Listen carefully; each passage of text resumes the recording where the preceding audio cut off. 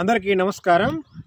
ఈ యొక్క వీడియోలో ప్రకృతిలో మనకి సహజంగా దొరికే ఒక అద్భుతమైన అమృతం లాంటి ఆకుకూరని మీకైతే పరిచయం చేయబోతున్నాను। మరి ఈ యొక్క ఆకుకూరని మనం తీసుకున్నామంటే, ఆహారంలో తీసుకున్నామంటే ఇది ఔషధంలా పనిచేస్తుంది। అంటే మన పెద్దలు ఒక మాట చెప్తుంటారు, ఆహారం ఔషధం అవ్వాలి తప్ప ఔషధం ఆహారం అవ్వకూడదు అని మన పెద్దలు చెప్తూ ఉంటారు। మరి ఆ మాటకి సరిగ్గా ఇది సరిపోతుంది। దీన్ని ఆహారంలో తీసుకుంటే మనకి ఇది ఔషధంలా పనిచేస్తుంది। ఇక ఏ ఔషధాలు మనకి అవసరం లేదు। స్త్రీ పురుషులకు సంబంధించి లింగ భేదం లేకుండా తల వెంట్రుక నుంచి కాలి గోటి దాకా ఎన్ని అవయవాలు అయితే వారికి ఉన్నాయో అన్ని అవయవాల యొక్క స్థితి అనేది మెరుగుపడుతుంది। అన్ని అవయవాలపైన ఏదైనా ఒక సమస్య ఉన్నట్లయితే ఆ సమస్యకి ఇది ఔషధంలా పనిచేసి ఆ సమస్యని పరిష్కారం చేస్తుంది। పూర్వకాలంలో ఈ యొక్క ఆకుకూరని మన పెద్దలు చాలా బాగా ఉపయోగించుకునేవాళ్ళు, క్రమం తప్పకుండా దీన్ని ఆహారంలో చేర్చుకునేవాళ్ళు। కానీ నేటి పరిస్థితి భిన్నంగా మారింది। ఈ యొక్క ఆకుకూర అనేది అంతరించిపోయే పరిస్థితికి వచ్చింది। ఒకవేళ ఎక్కడైనా ఉన్నా కూడా దీన్ని చూసి ఇది ఒక పిచ్చి మొక్కలాగా, ఇది ఒక పనికిరాని మొక్కలాగా, ఇది ఒక కలుపు మొక్కలాగా భావిస్తూ ఉన్నారు।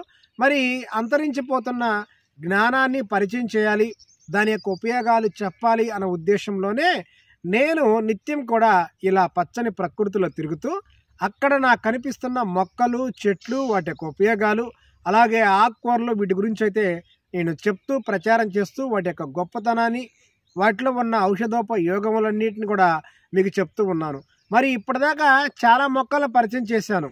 అలాగే మీకు ఏదైనా ఒక మొక్క గురించి తెలుసుకోవాలని ఉందనుకోండి, పలానా మొక్క గురించి తెలుసుకోవాలని ఉంది, లేదంటే చూడాలని ఉంది, లేదా దాని యొక్క ఉపయోగాలు మాకు తెలుసుకోవాలని ఉందనుకోండి, మీరు వీడియో కింద కామెంట్ అయితే రాయండి। ఖచ్చితంగా నేను వెతికి మరీ అది అడవుల్లో ఉన్న, ప్రకృతిలో ఉన్న, ఎక్కడున్నా సరే వెతికి మరీ ఆ యొక్క మొక్క, చెట్టు, దాని యొక్క ఉపయోగాల గురించి మీకు చెప్తాను। అలాగే మీరు కోరుకున్న మొక్కలను కూడా మీకు చూపిస్తాను, పరిచయం చేస్తాను। ఇప్పుడు సాగు చేయని ఆకుకూరలు మన పచ్చని ప్రకృతిలో సుమారుగా 100 రకాలుగా ఉన్నాయి। అంటే మనం ఏదైనా సరే వర్షాకాలం మనం చూసినట్లయితే ఈ 100 రకాల ఆకుకూరలు మన ఇంటి చుట్టుపక్కల, అలాగే పొలం గట్ల పైన, అడవుల్లో మనకు కనిపిస్తూ ఉంటాయి। ఒక్కొక్కసారి మండు వేసవిలో కూడా ఎక్కడైతే నీళ్లు పారుతూ ఉన్నాయో ఆ ప్రదేశంలో కూడా మనకు మొక్కలు కనిపిస్తూ ఉంటాయి। మరి ఇప్పుడు ఆ సాగు చేయని ఆకుకూరలు, అంటే మనం సాగు చేసే ఆకుకూరలు ఏంటి? తోటకూర, గోంగూర, పాలకూర, చుక్కకూర, ఇలా ఇవన్నీ సాగు చేసే ఆకుకూరలు మనకి సంతల్లో, అంగళ్ళలో మనకు కనిపిస్తూ ఉంటాయి। కానీ ఇప్పుడు నేను చెప్పే ఆకుకూర అనేది సాగు చేయరు, సాగు చేయకుండానే ప్రకృతి మనకి ప్రసాదించిన ఆకుకూర। దీన్ని మనం ఆహారంలో తీసుకుంటే పూర్తిగా ఇది మనకు సంజీవనిలాగా మన శరీరంలోకి ప్రవేశించి పనిచేస్తుంది। ఎన్నో రకాల జబ్బులని, మొండి రోగాలను సైతం కూడా తగ్గిస్తుంది। ఇది వృద్ధులు, చిన్నపిల్లలు, యువకులు, ప్రతి ఒక్కరు కూడా దీన్ని తీసుకోవచ్చు। దీన్ని తీసుకుంటే ఇక వారి జీవితం అంతా కూడా చాలా ఆరోగ్యంగా ఉంటారు। ఇప్పుడు ఆ మొక్క ఏంటి, అది ఎలా ఉంటుంది, దాన్ని మనం ఎలా ఆహారంలో తీసుకోవాలో కూడా మీకైతే చూపిస్తాను, రండి।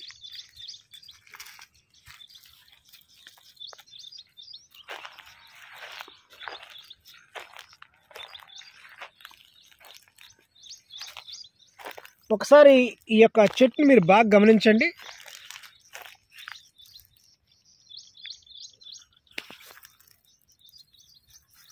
ఒక్కసారి మీరు దీన్ని బాగా గమనించండి।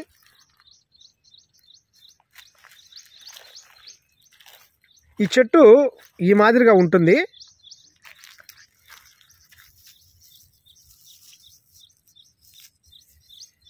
చూశారు కదా,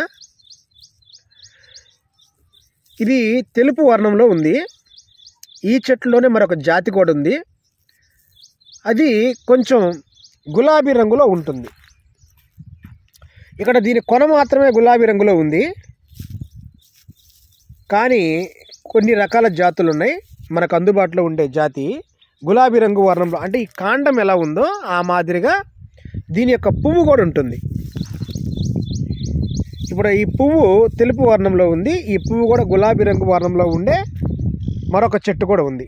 అయితే దీని పేరు ఏంటి అంటే దీని గునుగుడు చెట్టు అంటారు, గునుగుడు చెట్టు లేదా గురువు చెట్టు అంటారు, గునుగుడు చెట్టు లేదా గురువు చెట్టు అంటారు। ఒక్కొక్క ప్రాంతంలో ఒక్కొక్క పేరుతో పిలుస్తూ ఉంటారు। ఇవి మనకి ఎక్కడ పెట్టినా అక్కడ కనిపిస్తుండేవి ఒకప్పుడు, కానీ నేడు ఇవి అంతరించిపోయే స్థితికి వచ్చింది. మరి వీటి యొక్క ఆకులు చూడండి, అదిగోండి ఆకు ఆ మాదిరిగా ఉంటుంది. ఇదంతా కూడా దాని ఆకే. మీరు చూడండి, ఇది ఆకు.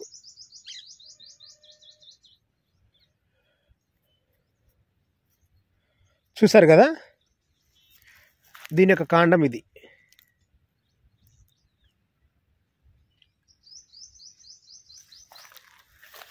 దీని పేరు గురువు కూర అండి. మరి దీన్ని మీ ప్రాంతంలో ఏ పేరుతో పిలుస్తారో కూడా కామెంట్ అయితే రాయండి. అలాగే మీకు దీనివల్ల తెలిసిన ఉపయోగాలు ఏంటి కూడా మీరైతే కామెంట్లో రాయండి. అయితే నేను సేకరించింది, నేను నేర్చుకుంది, దీనివల్ల చాలా రకాల ఉపయోగాలు ఉన్నాయండి. ఇప్పుడు మనం ఈ యొక్క ఆకు గురించి చెప్పుకున్నాం కదా, దీన్ని మనం ఆకుకూరగా ఉపయోగించుకోవాలి. ఆకుకూరగా దీన్ని ఆహారంలాగా దీన్ని తీసుకున్నట్లయితే ఇది ఔషధంలా పనిచేస్తుంది. ఎలా అంటే గ్యాస్ట్రిక్ సమస్యతో ఎవరైనా సరే బాధపడుతున్నట్లయితే, కడుపులో మంట కానీ, కడుపు ఉబ్బరం కానీ, అలాగే కడుపు లోపల భయంగా ఉండటం కానీ, లేదంటే విపరీతంగా తేపులు కానీ, లేదంటే సరిగ్గా సక్రమంగా మన పని మనం చేసుకోలేక అనీజీగా ఉన్నట్లయితే ఇవన్నీ కూడా గ్యాస్ట్రిక్ సంబంధించి ఆనవాళ్ళు. దానికి ఎంత మొండి గ్యాస్ట్రిక్ సమస్యకైనా సరే, మిమ్మల్ని ఎంతో కాలంగా ఇబ్బంది పెడుతున్న గ్యాస్ట్రిక్ సమస్యకైనా సరే, ఒక్కసారి ఈ సాగు చేయని గునుగుడు యొక్క ఆకుకూరని మీరు వండుకొని తినండి. మరి దీన్ని ఎలా వండుకొని తినాలి అంటే, ఈ యొక్క ఆకుల్ని ఒక 2 గుప్పెళ్ళు తీసుకొని శుభ్రంగా నీళ్లు పెట్టి కడిగి, వీటిని మనము పెసరపప్పు కానీ, కందిపప్పు కానీ, సాంబార్ కానీ, రసాలు కానీ వాటిల్లో ఇవి వేసుకొని మనం తోటకూర పప్పు, గోంగూర పప్పు, పాలకూర పప్పు ఇవి ఎలా చేసుకుంటామో ఆ మాదిరిగా దీన్ని చేసుకొని తినాలి.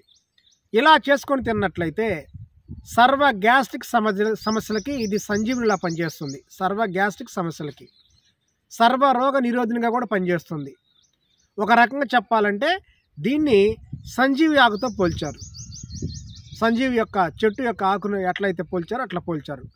ఎట్లా అంటే సంవత్సరంలో ఒక్కసారైనా సరే దీన్ని మనం ఆహారంలా తీసుకున్నట్లయితే, ఈ యొక్క ఆకుల్ని వేపుడుగా కానీ, పులుసు కూరగా కానీ, లేదా పప్పుల్లో కానీ వేసుకొని తిన్నట్లయితే ఇక ఆ సంవత్సరం అంతా కూడా సంపూర్ణ ఆరోగ్యవంతులుగా ఉంటారు అని చెప్పి కూడా మనకు చెప్తూ ఉంటారు.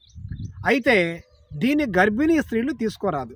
గర్భస్రావం అయ్యే అవకాశం ఉంది కాబట్టి గర్భిణీ స్త్రీలు మాత్రం దీన్ని తీసుకోకూడదు. మరి చిన్న పిల్లలు వాళ్ళకి తినిపించకూడదు. తర్వాత ఎవరైనా సరే దీన్ని తీసుకోవచ్చు. ఇక దీన్ని తీసుకోవటం వల్ల ఎలాంటి ఉపయోగాలు ఉన్నాయంటే, కొంతమందికి చలికాలం విపరీతంగా తుమ్ములు వస్తూ ఉంటాయి. ముక్కుల వెంట నీరు కారడం, ముక్కు బిగుసుపోవడం, అంటే ముక్కు దిబ్బడ, సైనస్ విపరీతంగా తుమ్ములు వస్తూ ఉంటాయి. అలాంటి వారు దీన్ని ఆకుకూరగా తీసుకుంటూ ఉన్నట్లయితే 1-2 సార్లు మీరు తీసుకోండి. ఆ ఋతువులలో మీకు ఎప్పుడైతే ఒక నెలలో ఇక సమస్య చలికాలం స్టార్ట్ అయింది, ప్రారంభమైంది, ఆ సమయంలో మాకు తుమ్ములు వస్తాయి, దగ్గులు వస్తాయి అని బాధపడుతున్నారో 1 నెల ముందు దీన్ని మీరు ఆహారంగా తీసుకోండి. ఈ నెలలో ఇది మీ శరీరంలోకి వెళ్ళి బాగా ప్రవేశించి పనిచేస్తుంది. తర్వాత మీకైతే ఇక ఆ సైనస్, ముక్కు దిబ్బడ, జలుబు, తుమ్ములు లాంటి సమస్యలు ఉండవు. ఇక ఇది శరీరంలో బాగా రక్తహీనత సమస్యతో బాధపడే వాళ్ళకి ఇది బాగా పనిచేస్తుందండి. ఎవరైతే దీన్ని ఆహారంలాగా తీసుకుంటారో వారికి రక్తహీనత సమస్య అనేది పూర్తిగా తగ్గిపోయి రక్తం బాగా వృద్ధి అవుతుంది. అలాగే రక్త శుద్ధి కూడా బాగా జరుగుతుంది. ఇంకా దీన్ని తీసుకుంటే వ్యాధి నిరోధక శక్తి బాగా పెరుగుతుందండి. అంటే దీన్ని ఇమ్యూనిటీ పవర్ అంటారు. ఈ పవర్ ఎవరికైతే తక్కువగా ఉంటుందో వాళ్ళు తరచు కూడా జబ్బులు బారిన పడుతూ ఉంటారు. జ్వరాలు వస్తుంటాయి, జలుబులు వస్తుంటాయి, దగ్గులు వస్తుంటాయి, రకరకాల సమస్యలు. వ్యాధి నిరోధక శక్తి తగ్గింది అంటే ఇక అన్ని రకాల జబ్బులు వారి శరీరంపై దాడి చేస్తూ ఉంటాయి. అలాంటి వాళ్ళు దీనిని క్రమం తప్పకుండా ఆకుకూరగా వండుకొని తినడానికి ప్రయత్నం చేయండి. మీకు వ్యాధి నిరోధక శక్తి చాలా ఎక్కువగా పెరుగుతుంది. అలాగే ఏ జబ్బు కూడా మీ శరీరంలోకి రాదు, మిమ్మల్ని తాకలేదు కూడా జబ్బు. కాబట్టి దీన్ని మీరు జబ్బులు లేకుండా సంపూర్ణంగా ఆరోగ్యవంతులుగా ఉండాలంటే దీన్ని మీరు ఆహారంలో తీసుకోండి. ఇంకా దీన్ని తీసుకోవడం ద్వారా జ్ఞాపక శక్తి, అంటే మతిమరుపు సమస్య పూర్తిగా తొలగిపోతుందండి. జ్ఞాపక శక్తి బాగా మెరుగుపడుతుంది. ఎవరైతే జ్ఞాపక శక్తి బాగా ఉండాలి అనుకుంటారో అలాంటి వాళ్ళు దీన్ని ఆహారంలో చేర్చుకోండి. ఖచ్చితంగా మీకు జ్ఞాపక శక్తి బాగా మెరుగవుతుంది. ఇంకా దీనివల్ల చాలా రకాల ఉపయోగాలు ఉన్నాయండి. దీన్ని ఆకుకూరగా తీసుకుంటే కాళ్ళ నొప్పులు, ఒళ్ళు నొప్పులు ఇవన్నీ కూడా పూర్తిగా తగ్గిపోతాయి. అలాగే నరాల బలహీనత సమస్య కూడా పూర్తిగా నశించిపోతుంది. నరాలు మంచి బలంగా ఉంటాయి. అలాగే ఎముకలకు కూడా ఇది చాలా బలంగా ఉంటుంది. ఈ యొక్క వీడియో కనుక మీకు నచ్చినట్లయితే ఖచ్చితంగా షేర్ చేయండి. అందరికీ నమస్తే.